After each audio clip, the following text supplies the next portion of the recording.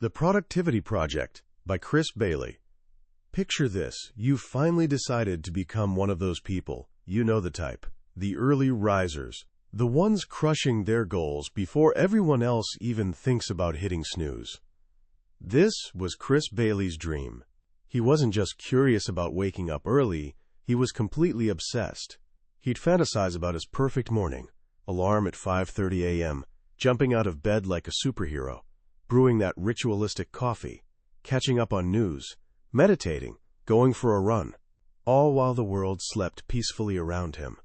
For 6 grueling months, he committed to making this dream real, and let me tell you, it was brutal. Chris was naturally a night owl, so he basically had to rewire his entire existence. He forced himself to bed when his brain was buzzing with ideas. He turned down late nights with friends. He created this whole elaborate system of rewards and rituals just to make this one habit stick. And you know what? He actually did it. He achieved the productivity fantasy. His mornings became this perfectly choreographed dance. Coffee at 5:30, gym and planning at 6 o'clock, healthy breakfast and meditation at 7:15, reading at 8:15, then diving into work at 9 a.m., already feeling like a champion. He lived this dream for several weeks, completely proud of his iron discipline, until one random Monday morning when a thought hit him like a truck. He absolutely hated every second of it. Every single morning he felt like a zombie. He missed those late-night creative bursts that used to set his mind on fire. He was exhausted from constantly saying no to the people he loved. And here's the kicker.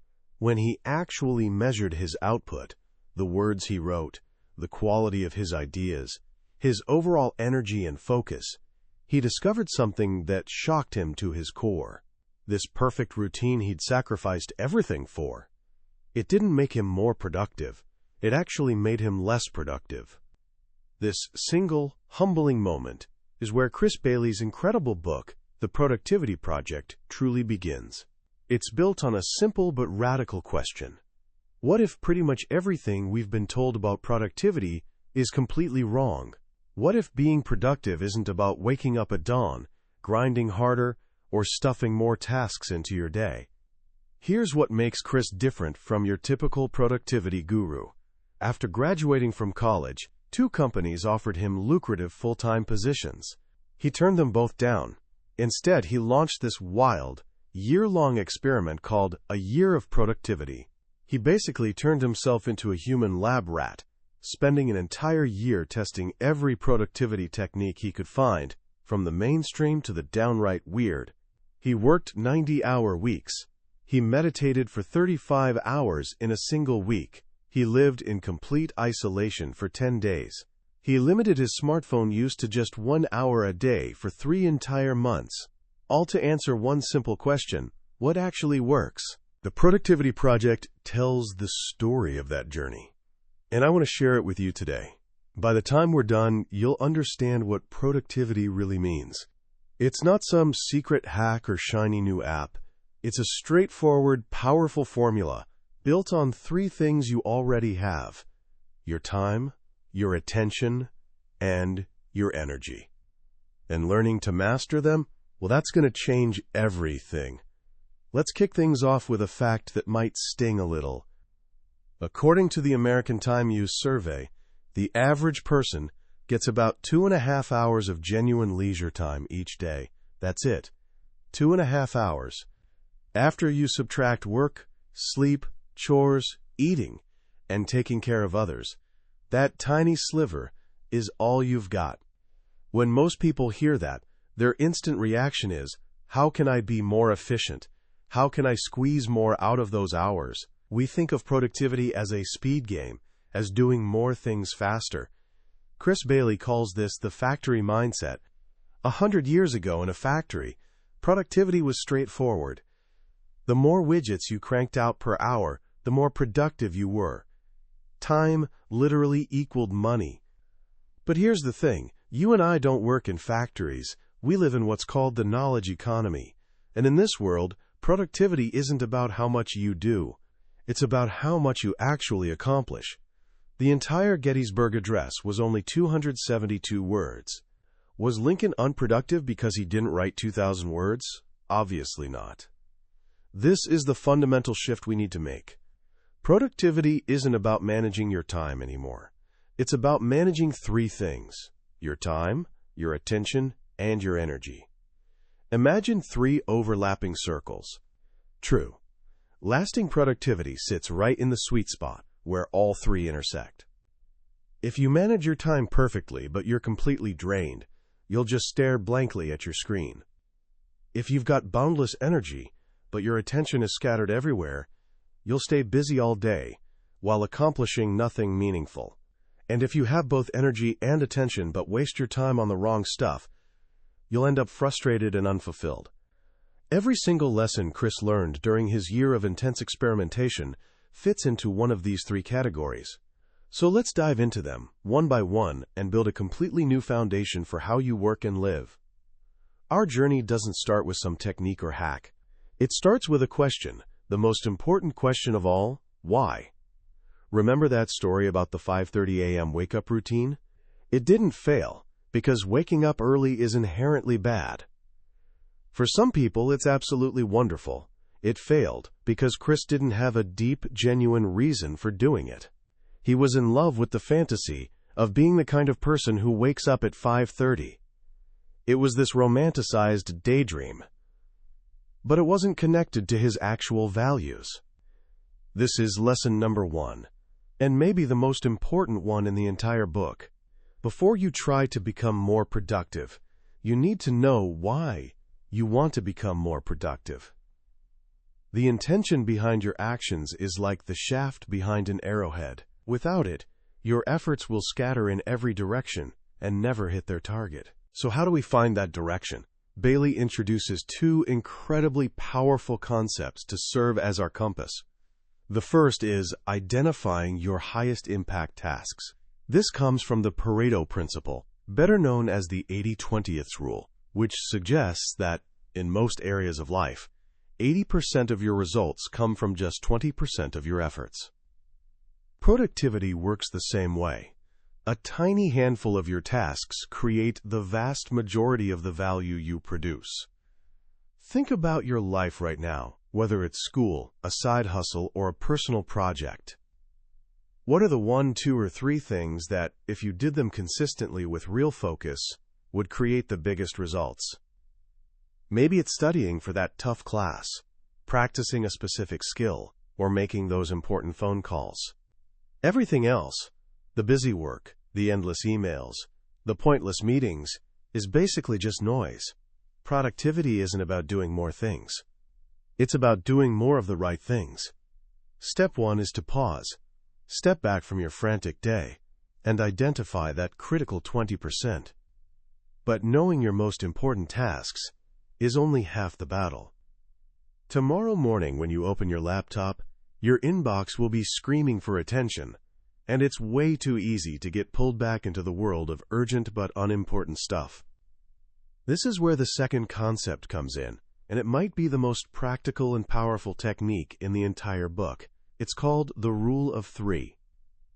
The rule is beautifully simple. At the start of each day, before you dive into work, mentally fast forward to the end of the day.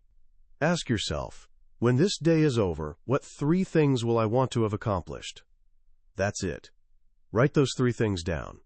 Not a to-do list with 20 items. Just 3 meaningful outcomes. This simple act forces you to be intentional. It forces you to decide not only what you will do, but also what you won't do. Those 3 things become your focus, your North Star for the day. You do the same thing at the start of every week for your weekly goals. This isn't just about work either. You can set 3 personal goals too.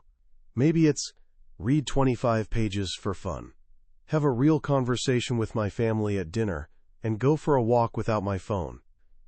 The Rule of 3 bridges the gap between your high-level values and your daily actions. It's how you make sure you're actually working on your highest impact tasks day after day. It's the practical side of living with intention.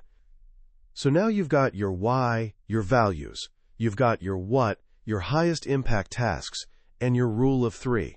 Now we need to tackle the biggest obstacle standing in your way. The reason why, even with the best intentions, we so often fail to follow through. This brings us to the second pillar of productivity, attention. Let's be real for a second. You know you should be studying for that exam. But somehow you find yourself scrolling through social media instead. You know you need to start that difficult project. But suddenly cleaning out your inbox feels way more appealing. We call this procrastination, and if you do it, congratulations, you're human. During one of his early experiments where he meticulously tracked his time, Chris Bailey, the guy a TED blog would later call the most productive man you'd ever hope to meet, discovered he procrastinated for 6 hours in a single week. 6 hours! He was so embarrassed about this that he didn't even publish the results on his blog. But here's what he learned from the world's leading procrastination researchers. Literally everyone procrastinates. The secret is understanding why. The science is actually pretty straightforward. We're way more likely to avoid tasks that have one or more of 6 specific triggers. A task is begging to be procrastinated on if it is boring, frustrating, difficult, unstructured or vague, lacking in personal meaning, or lacking in intrinsic rewards. Basically, it's just not fun.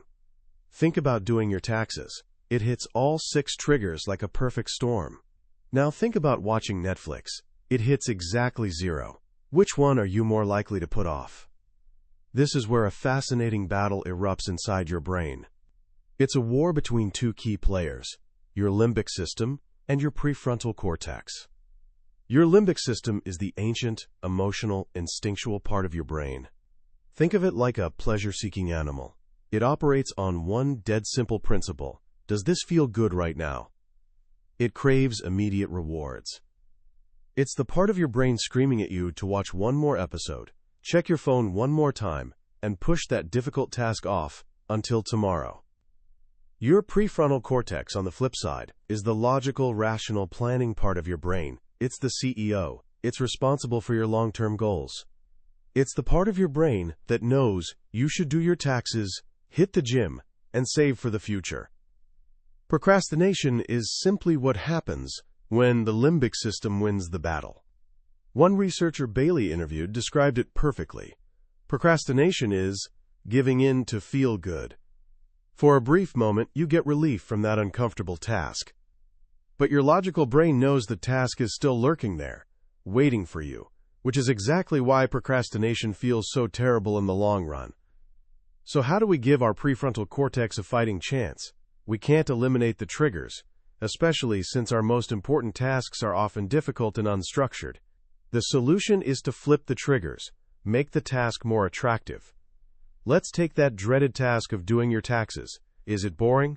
Plan to do it at your favorite coffee shop with a fancy drink. Is it frustrating?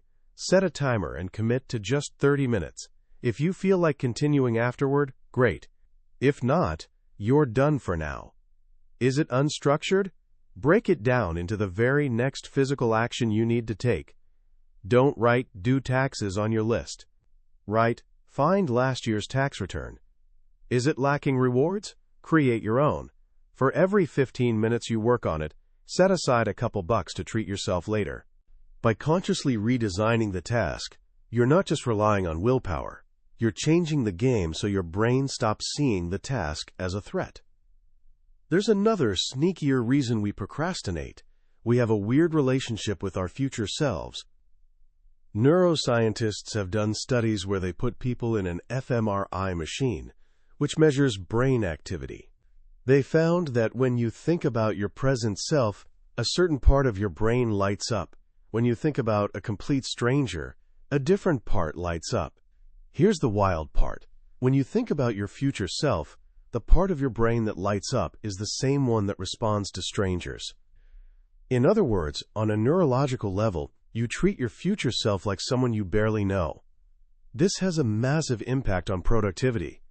You're way more likely to dump work on your future self because you don't feel their pain. You agree to meetings weeks from now that your present self would never say yes to. You think, "I'll do it tomorrow," because tomorrow feels like someone else's problem. The solution is to connect with your future self. Make them real.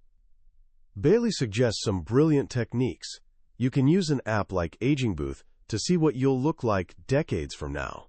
You can write a letter to your future self and schedule it to be emailed back to you in a year. Or you can simply use the rule of 3. When you mentally fast forward to the end of the day, you're stepping into your future self's shoes and acting on their behalf. Now let's talk about the biggest attention hijacker in our modern world, the Internet. In one of his most eye-opening experiments, Bailey limited his smartphone use to just 1 hour a day for 3 whole months. The first few weeks were rough. He'd feel phantom vibrations in his pocket. He'd instinctively reach for a phone that wasn't there. But once he adjusted, he discovered a completely new level of peace and mental clarity. Our brains simply weren't built for the Internet. The Internet is basically the world's largest candy store for your limbic system. Every click, every notification, every fresh piece of information delivers a tiny hit of stimulation. It's a deadly combination for creating addiction and feeding procrastination. One study found that people spend, on average, 47% of their time online procrastinating, almost half. The best way to fight this is deceptively simple: disconnect. When you need to work on a high-impact task, turn off your Wi-Fi, put your phone in another room, or switch it to airplane mode. Bailey himself created a daily shut-off ritual, turning off all his devices from 8 p.m. to 8 a.m. This creates a buffer at the beginning and end of his day, letting him ease in and out without the constant flood of digital noise. Disconnecting doesn't just prevent wasted time, it also removes the temptation to jump to low-impact but easy tasks, like checking email. It forces you to focus on what truly matters. This brings us to the myth of multitasking. Multitasking feels incredible. It makes you feel busy, engaged, and important. Your brain gets a hit of dopamine, that feel-good chemical, every time you switch to something new. The problem? It's a complete illusion. Your brain literally cannot focus on 2 things at once. It's impossible. What it does instead is switch back and forth between tasks at lightning speed. Every time you switch, there's a cognitive cost. It takes time and mental energy to fully re-engage with the original task. One study found that after being interrupted, it can take an employee up to 25 minutes to get back to what they were originally doing. The solution is to practice single tasking, the art of doing one thing at a time. This is where the concept of an attention muscle comes in. Your ability to focus is exactly like a muscle. The more you use it, the stronger it gets. Every time your mind wanders and you gently guide it back to the task, you're doing one representative. How do you practice this? Start small. When you're having a conversation with someone, put your phone away and just listen. When you're reading a book, try to read for 15 minutes without any distractions. When you're eating a meal, just eat. Don't watch TV or scroll through your phone. And the ultimate workout for your attention muscle, meditation. Meditation has a massive image problem. People picture yogis on mountaintops and monastery life. But Bailey strips it down to its core. Meditation is simply the art of paying attention to your breath, and when your mind wanders, gently bringing it back. That's literally it. It's the purest form of single tasking. You sit quietly, focus on the sensation of breathing, and observe your mind. It will wander. It'll think about your to-do list, that awkward thing you said last week, what you're having for dinner. Your job isn't to stop the thoughts. Your job is to simply notice that your mind has wandered, and without any judgment, guide it back to your breath. Over and over again. Practicing this for just 5 minutes a day trains your prefrontal cortex to become the master of your limbic system. It gives you the power to choose where you place your attention, which is arguably the most valuable skill in the 21st century. So we've covered intention and attention. But even with crystal clear intention and laser focus, you'll go nowhere running on fumes. This brings us to the third and most overlooked pillar of productivity: energy. Energy is the fuel you burn throughout the day. Without it, your ability to manage your time and attention completely collapses. Bailey explored this through several fascinating experiments. First, he discovered the concept of your biological prime time, or BPT. This is the window of the day when you naturally have the most energy. For most people, it's not a steady stream. It comes in peaks and valleys. For Bailey, he found his peaks were from 10 a.m. to noon, and again from 5 p.m. to 8 p.m. The trick is identifying your own BPT. You can do this by keeping a simple log for a week or two, rating your energy on a scale of 1 to 10 every hour. Once you know your prime time, you guard it fiercely. You defend it like treasure. You schedule your most important, highest impact tasks for your BPT. And you schedule your low impact stuff, like answering emails or running errands, for your energy valleys. This is one of the simplest ways to work smarter instead of harder. Next, Bailey ran one of his most revealing experiments.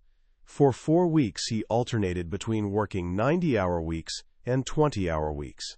The result was absolutely stunning. He accomplished only slightly more during his 90-hour weeks than he did in his 20-hour weeks. How is that even possible? Because when you have a massive amount of time, you spread your energy and attention thinly across it. Your work becomes less urgent, you procrastinate more. But when you have limited time, you're forced to be focused and efficient. You bring an intensity to your work that's impossible to maintain over a 90-hour grind. The lesson is profound. For your most important tasks, try spending less time on them. Set an artificial deadline. If you think a presentation will take 4 hours, give yourself only 2. This constraint will force you to bring more energy and focus to the work. Of course, to have energy in the first place, you need to cultivate it. This is where diet, exercise, and sleep come into play. Bailey's experiment with diet was honestly hilarious. He tried living for a week on a powdered food substitute called Soylent. He lasted less than 2 days. He missed the texture, the taste, the social ritual of eating way too much. But it taught him something valuable.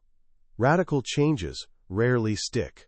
The secret to eating for energy is making small, incremental improvements. He boils it down to 2 simple rules. First, eat more unprocessed foods that take longer to digest, giving you a slow, steady release of energy. Second, notice when you're full, and then stop eating. He applied the same thinking to drinks. He discovered that alcohol is essentially borrowing energy from tomorrow. It might feel good in the moment, but it always results in a net loss of energy and productivity. Caffeine, on the other hand, is borrowing energy from later in the day. The key is using it strategically, not habitually. Don't drink it every morning just because. Save it for when you genuinely need a boost for a high-impact task. And, obviously, drink more water. It's the purest fuel for your brain. Then there's exercise. Bailey calls it the exercise pill. If exercise came in pill form, it would be celebrated as a miracle drug. It's hands down the single most powerful tool for optimizing your brain function. When you exercise, your brain thinks you're in a fight-or-flight situation.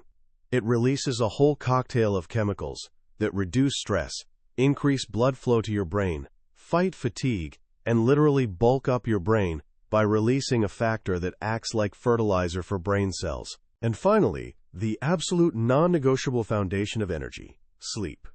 We live in a culture that treats sleep deprivation like some kind of badge of honor, but the science is crystal clear. For every hour of sleep you lose below what your body needs, you lose at least 2 hours of productivity the next day. The costs are that steep. Sleep isn't a luxury, it's a biological necessity. It's how your brain recharges, locks in memories, and cleans out metabolic waste. Trading sleep for more work time is literally the worst deal you can possibly make. As we pull all these ideas together, a completely new picture of productivity emerges. It's not about complicated systems or color-coded planners. It's a holistic approach to managing your inner world.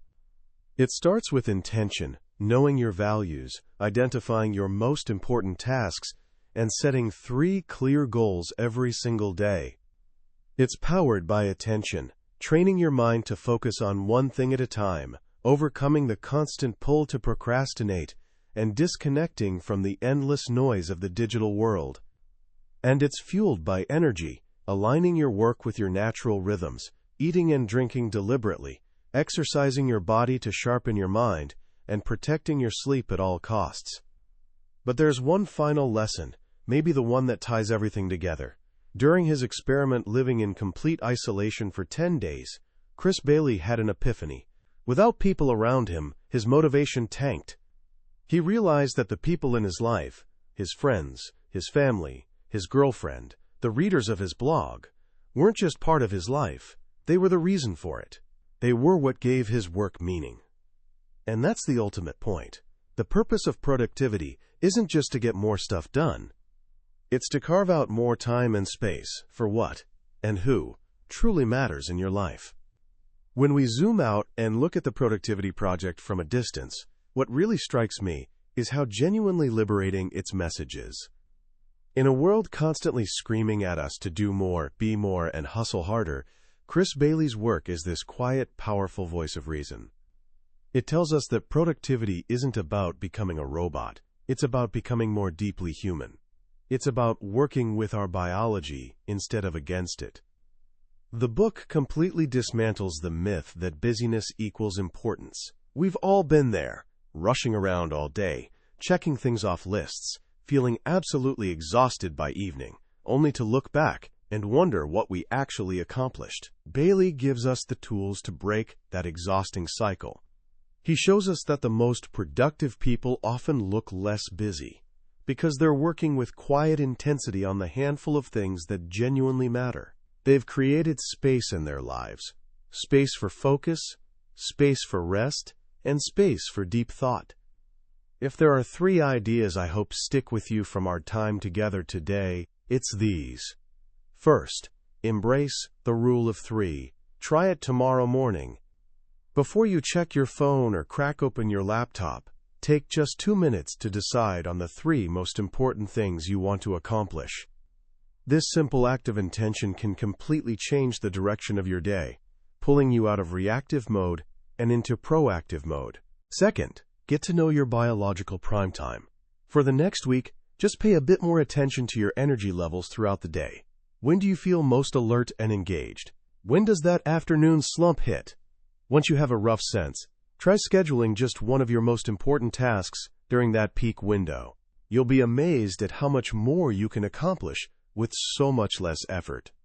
And third, practice the art of disconnecting. This might be the hardest one, but it's also the most rewarding.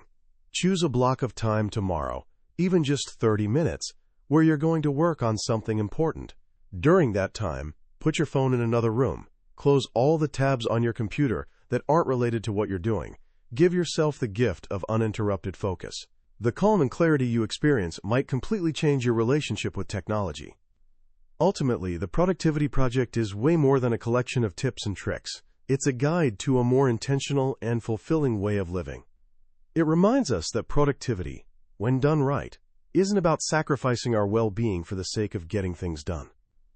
It's about understanding that our well-being is the foundation of our accomplishments. It's a journey of self-awareness, of learning to manage our most precious resources, our time, our attention, and our energy, so we can show up in the world, and for the people we care about, as the best version of ourselves. That was a summary of The Productivity Project by Chris Bailey. We've touched on the big ideas today, but remember, a summary is like looking at a map of a beautiful city. It can show you the layout and point out the main attractions, but it can never replace the experience of actually walking those streets yourself. The real magic of this book lives in the stories, the details of the experiments, and the way Bailey's genuine curiosity and humility shine through on every page. This summary is here to help you decide if this journey is one you want to take. If anything we've talked about today has sparked something in you, I really encourage you to grab a copy. Reading it isn't just about learning. It's an experience that can genuinely transform how you approach your daily life. Also, if you found this summary valuable, please take a moment to hit that like button and subscribe to the channel. It lets me know these journeys are meaningful to you, and make sure you won't miss our next exploration into another life-changing book from the Billionaire's Bookshelf. Let's keep growing and learning together.